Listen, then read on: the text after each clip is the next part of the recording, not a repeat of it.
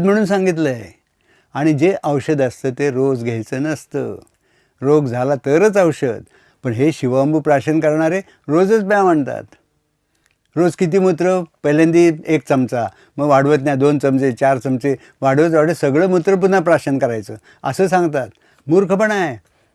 अरे जे द्रव्य शरीराने बाहेर टाकलं, आत्म्याने बाहेर टाकलं ते सगळं प्राशन करणं म्हणजे त्या शरीराला, त्या आत्म्याला पुन्हा पुन्हा तेच करायला लावणं आहे. तेच कार्य त्यांनी आपलं सतत करत राहायचं. मी रोग निर्माण होईल नवा, अंगाला सूज चढेल. पण असे लोक मूर्खासारखे विचार करत असतात. म्हणजे मूळ एखाद्या ज्या ऋषीने की ज्या माणसाने हे शोधून काढलं त्यांनी चांगल्या हेतूने सांगितलं, पण त्याचा विपर्यास केला पुढल्या लोकांनी.